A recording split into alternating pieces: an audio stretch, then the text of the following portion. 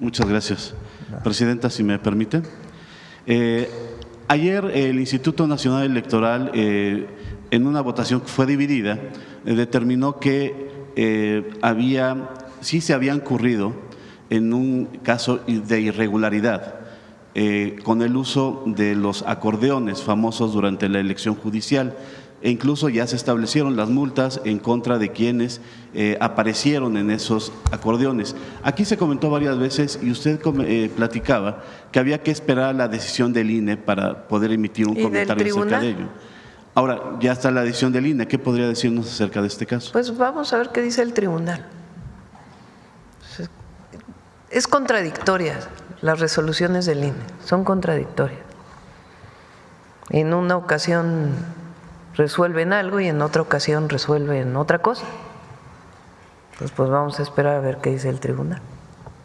Entre ellos estarían incluso los integrantes, futuros integrantes de la Corte, que estarían también incluso multados. O sea, también dijeron en algún momento en el INE que el tema de los acordeones no había influido. Y después ahora resuelven otra cosa y votan distinto unos consejeros y otros. Pues vamos a ver qué dice el tribunal. Como yo lo dije, no se hubiera explicado la diferencia en la votación si se hubiera orientado a una u otra persona.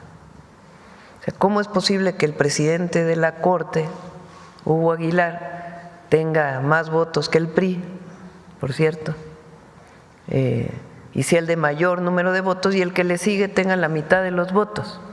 Si hubiera habido un acordeón, pues todos hubieran tenido el mismo número de votos. Que las personas llevaban una lista de por quién votar, porque eran muchísimas boletas, pues hasta aquí lo preguntamos. ¿Quién llevó su lista para poder recordar por qué personas votar? Porque eran varias boletas federales, varias boletas estatales, y si uno había estudiado pues por quién iba a votar, pues difícilmente se lo aprendió de memoria, llevaba unas notas para poder votar y eso nunca estuvo prohibido. Entonces, ¿cómo se explica que uno tenga una votación, que otro tenga otra votación, si hubiera habido una sola orientación? Entonces, por eso son muchos, mucha gente que llevó sus listas para poder decidir por quién votar. Pero por eso digo, un día deciden una cosa en el INE y otro día deciden otra. Pues vamos a ver qué dice el Tribunal Electoral. Gracias, Presidenta. En otro caso que ha seguido siendo polémico. De todas maneras, mira, porque quieren desvirtuar la elección al Poder Judicial, principalmente los adversarios. Mejor que hayan decidido 13 millones de personas a la Presidenta de la República.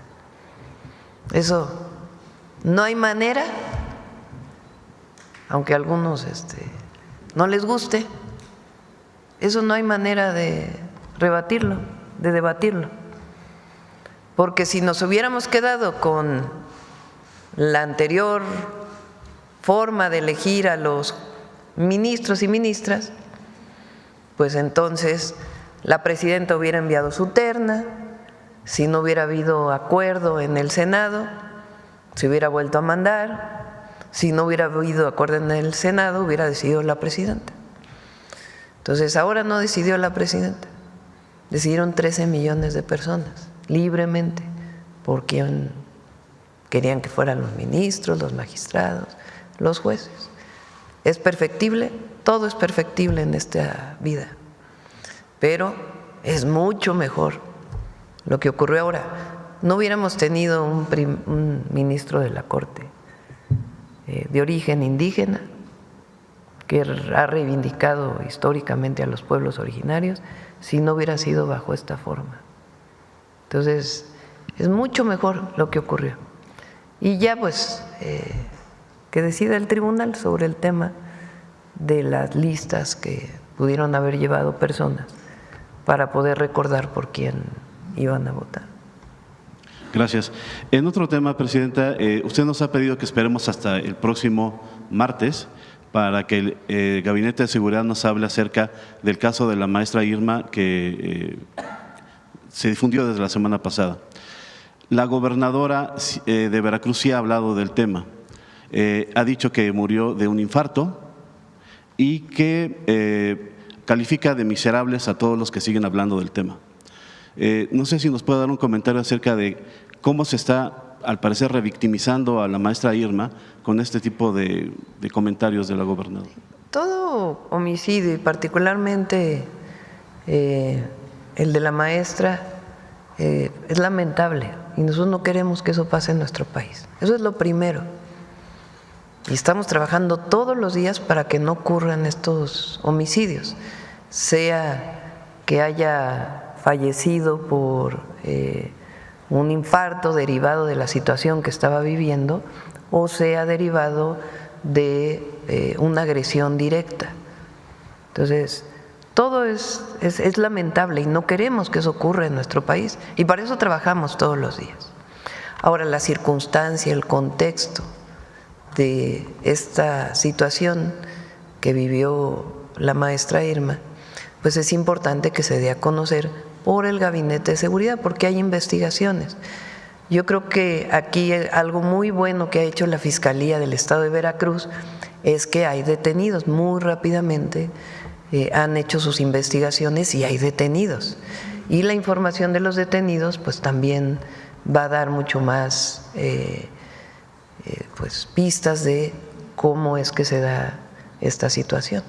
Entonces, por eso, repito, en estos casos es mejor que el Gabinete de Seguridad, a partir de la información que se tiene y de las investigaciones, pueda informar. Y Rocío está haciendo un buen trabajo en Veracruz, junto con su Fiscalía o la Fiscalía del Estado, no su Fiscalía porque es autónoma, la Fiscalía del Estado y la Secretaría de Seguridad de Veracruz, y están trabajando todos los días. Y hay que trabajar pues para evitar cualquier forma de extorsión en el transporte público. A eso nos estamos dedicando. Gracias. Por último, de mi parte, Presidenta, ayer en la tarde estuvo el canciller acá en Palacio Nacional, estuvo el secretario de Agricultura. Se sigue pues intentando con las autoridades de Estados Unidos revertir el tema de los aranceles, y si ya tendrá agendada una llamada tal vez sí, mañana pasado con Donald Trump. Fue un equipo la semana pasada, estuvo allá.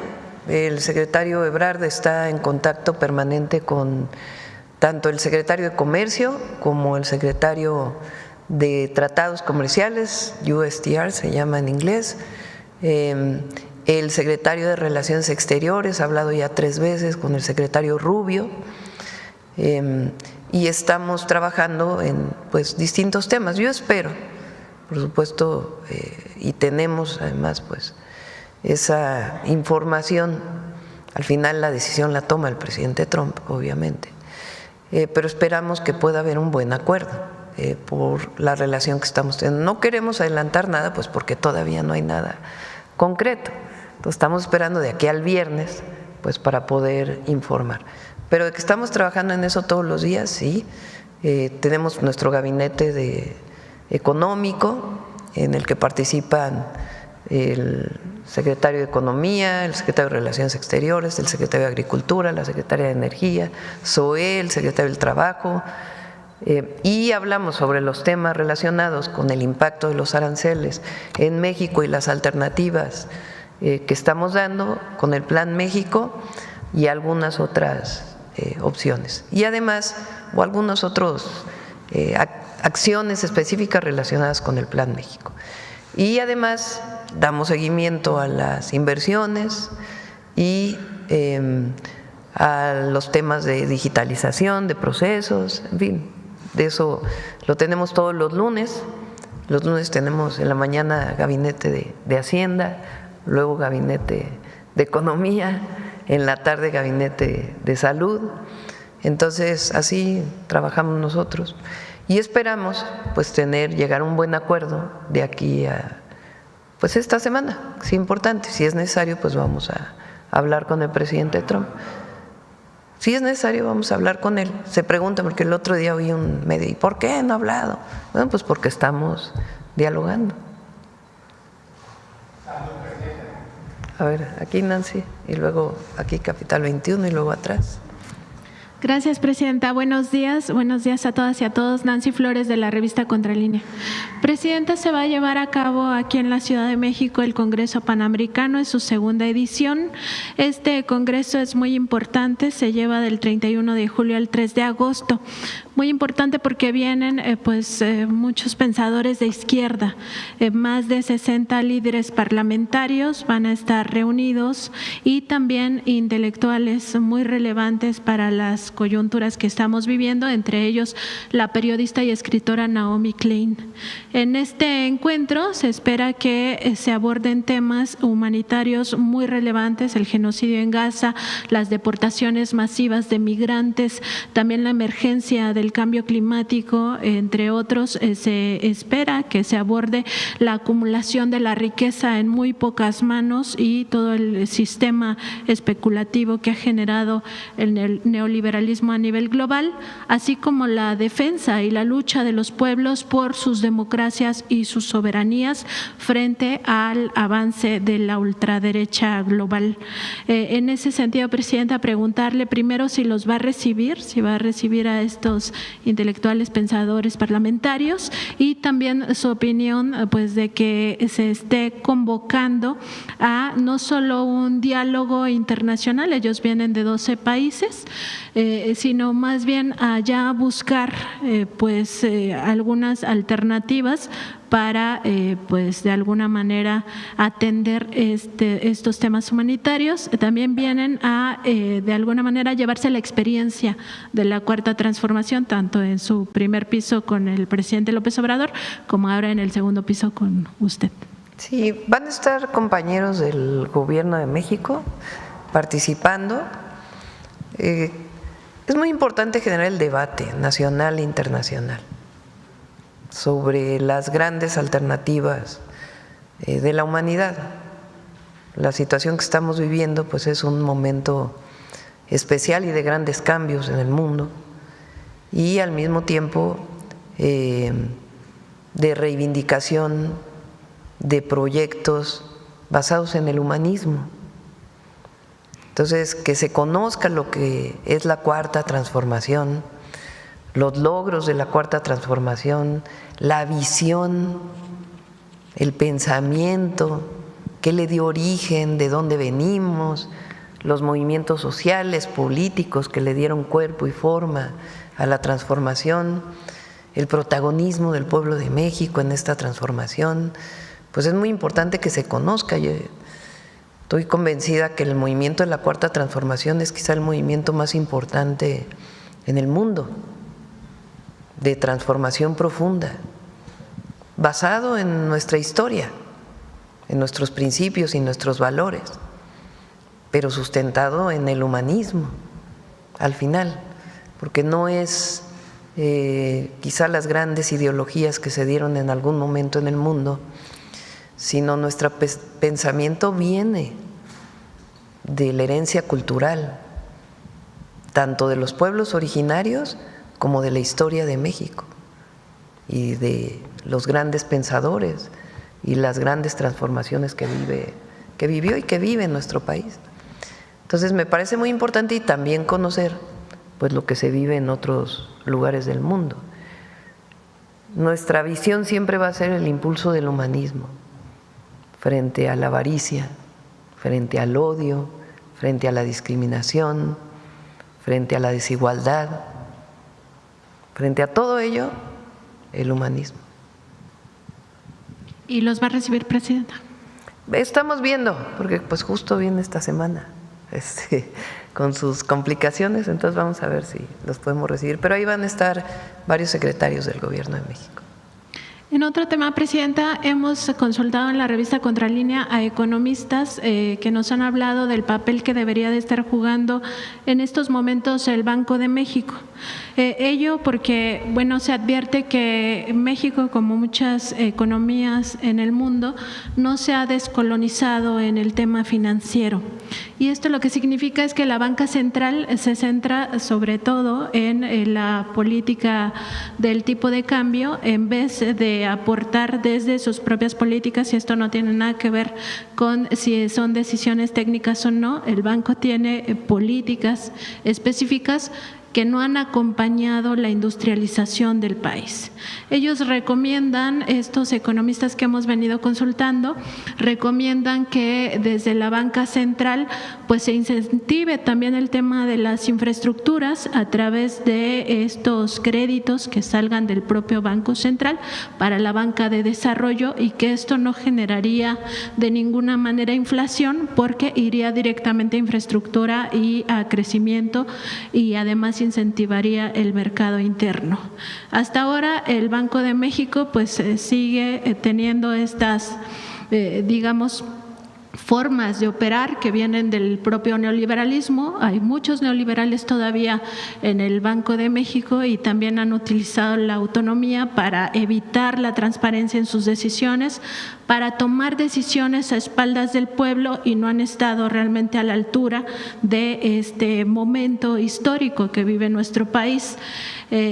También hablan estos economistas de que desde la política del Banco de México se pudiera incentivar el propio trabajo, las políticas laborales y por supuesto el mercado interno. Preguntarle, Presidenta, ¿qué papel debería de estar jugando más allá de su autonomía? Pues sí estamos en una situación diferente, ya no estamos en el modelo económico neoliberal, precisamente se buscan otras alternativas. Bueno, nosotros estamos de acuerdo en que haya autonomía del Banco de México. Es una posición que hemos mantenido. Hay bancos centrales, como la Fed, por ejemplo, en Estados Unidos, cuyo objetivo no solamente es la inflación relacionada con las tasas de interés, sino el empleo. Estamos hablando de Estados Unidos, no estamos hablando de Bolivia de Estados Unidos. La Fed tiene una misión que va más allá del control de la inflación. Entonces, es un tema que vale la pena discutir.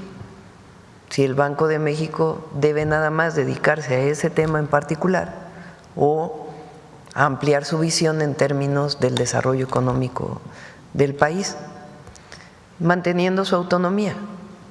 Incluso lo he hablado con los banqueros en algunas de las reuniones que he tenido oportunidad de estar. Segundo, el banco ha tenido ahora una buena política en términos de la reducción de las tasas de interés. Y se ha demostrado además, fíjense, lo que era las máximas, las axiomas del neoliberalismo, que decían que si aumentaban los ingresos, si aumentaba el salario, iba a haber inflación. Falso. Ha aumentado a más del doble y se ha contenido la inflación. Segundo, que miren todo lo que está pasando internacionalmente y que el peso debería estar en 25 y está hoy en 18.50.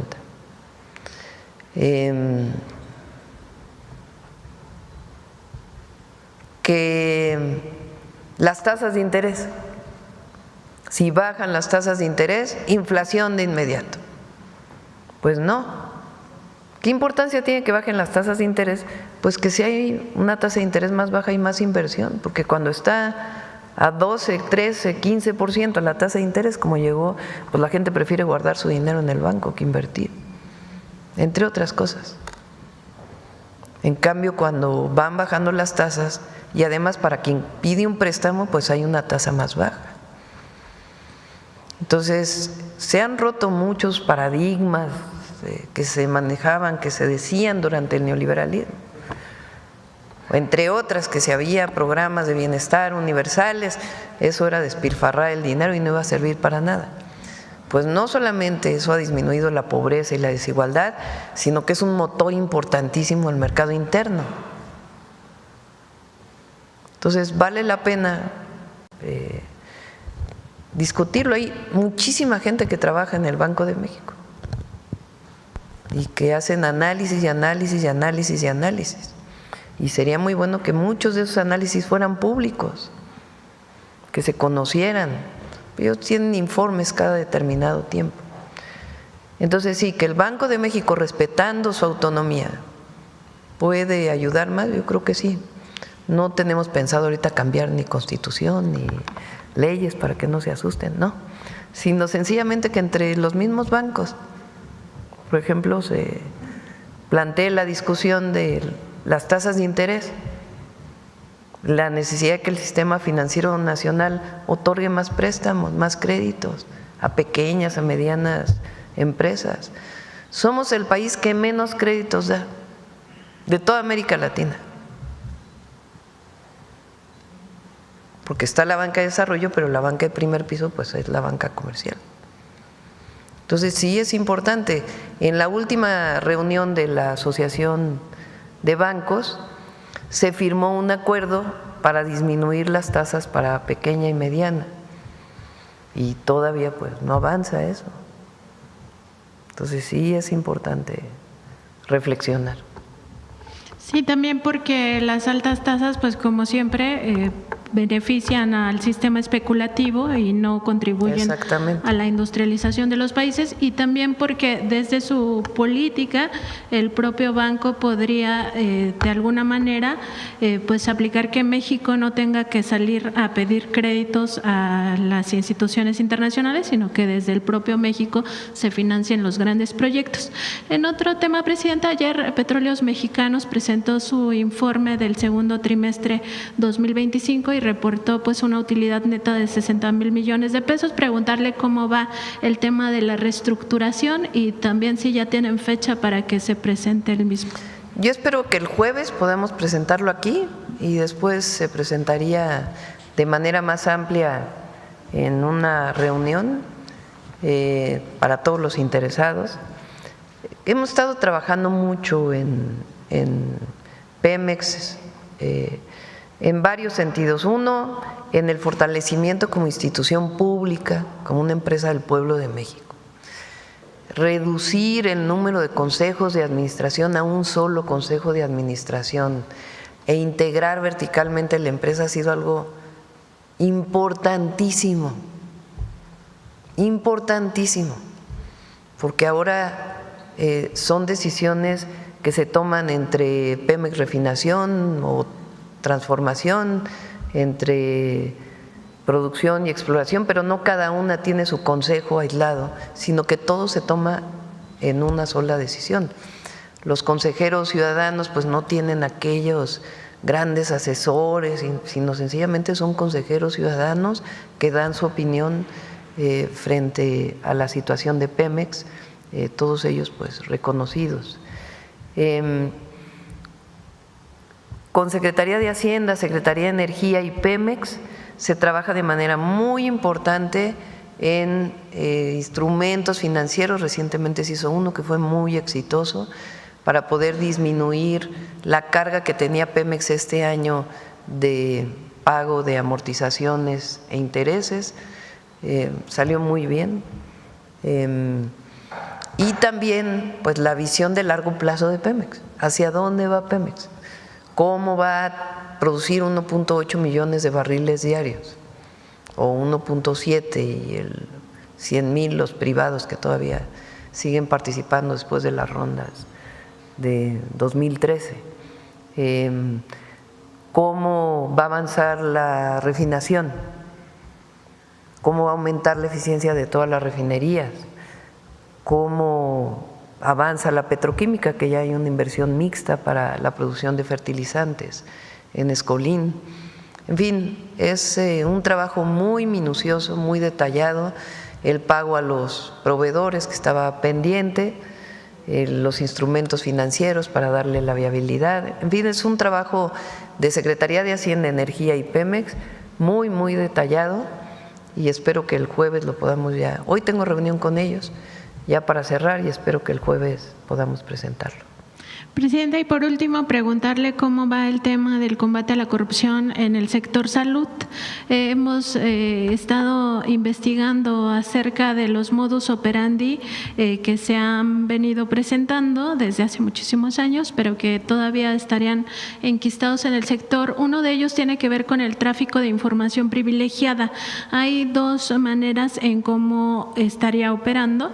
Una de ellas es que las empresas fabricantes se alían o se asocian con terceras empresas que no son fabricantes, que son más bien como tipo intermediarias, donde detrás de ellas habría funcionarios o exfuncionarios que todavía tienen nexos con el sector y que a través de esta sociedad obtienen información privilegiada de los procesos licitatorios, licitan por debajo de los precios y obtienen los contratos por tener una mejor oferta. Esto aunado a que en muchas áreas del propio sector se había dejado de hacer investigación de mercado. Y la segunda forma de cómo se trafica información privilegiada, hay un caso emblemático que es muy conocido en el sector, que se le conoce como el niño de la cangurera. Es un joven funcionario que primero estaba en Birmex y ahora está en la Secretaría de Salud, que porta una cangurera, literal, una de estas bolsas que se atan a la cintura, donde trae no solamente fajos de dinero, sino también dispositivos USB con información de las licitaciones públicas. Esta información la vende de acuerdo con contratistas a 300,000 pesos y además es información que acaba beneficiando a grupos de poder, grupos de corrupción al interior. Entonces preguntarle, Presidenta, cómo va este asunto, cómo va la limpieza. Sabemos que es un trabajo que viene desde el sexenio pasado, sin embargo sigue habiendo muchísimo tema. Hay funcionarios que vienen todavía de la administración de Miquel Arreola, por ejemplo, que estarían en todo este proceso todavía involucrados. La mejor manera de mostrar que se ha hecho un proceso transparente en esta ocasión es la cantidad de recursos que se han ahorrado, incluso frente a la administración del 2024 de la compra de medicamentos, que ya redujo mucho desde el 2018. Es un ahorro de 50,000 millones de pesos. Vean ustedes. O sea, de lo que se iba a comprar en 2 años, que eran 300,000 millones de pesos, el ahorro que se logró comparado con los años anteriores, que ya venía de un ahorro adicional, es de 50,000 millones de pesos. Es la mejor manera de mostrar que hubo un trabajo muy minucioso. La situación que vivimos por ahí de enero, febrero, afortunadamente la vimos. Eso nos retrasó un poco la entrega de medicamentos, sí, pero decidimos parar cualquier conflicto de interés o corrupción que se pudiera presentar.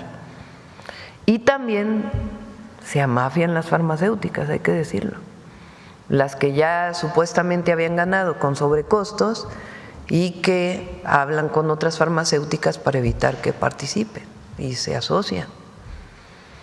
Entonces, en este caso, y el trabajo que hizo Eduardo y por supuesto Raquel Buenrostro, nos ayudaron a darnos cuenta y paramos cualquier daño patrimonial que pudiera haber habido, porque se paró antes de que se adquirieran los medicamentos. ¿Cómo fue esto? En efecto, algunas personas se pusieron de acuerdo con farmacéuticas, en algunos casos para decir o para firmar el contrato ya en la última partecita del proceso, para firmar el contrato y asignarlo a empresas que tenían sobrecosto, o en algunos casos descalificar a algunas empresas que tenían costos bajos diciendo que no era viable técnicamente tener esos precios. Entonces se movieron a todos esos funcionarios, están todavía bajo investigación. Como no se hizo el daño patrimonial, pues tienen una sanción distinta a que si hubiera habido daño patrimonial. y cambiamos pues a una buena parte del equipo de Birmex, que había llegado con nosotros también, y otros que estaban, en efecto, desde la época de Peña, ahí. Entonces, ese es un buen ejemplo. ¿Qué pasa luego con las farmacéuticas? Y hay que decirlo, se comprometen, firman el contrato, quedan de entregar el medicamento en 15 días, pasan los 15 días y no han entregado el medicamento. Ahora lo que queremos hacer para las nuevas compras es un esquema de compra completamente distinto, fíjense. ¿Son cuántas claves? 4.500, hay licitación para cada clave. Imagínense ustedes lo que eso significa. Entonces, el objetivo es llegar a una situación en donde se diga el precio mínimo de este medicamento es este, si no lo provee este laboratorio y este otro lo tiene y tiene su certificado, se sustituye este por este, sin necesidad de toda la burocracia esta tremenda que hay asociada a la compra de medicamentos. Y bueno, si hay una denuncia en particular contra un funcionario, pues se revisa, se lo damos a la Secretaría Anticorrupción. Gracias, presidenta.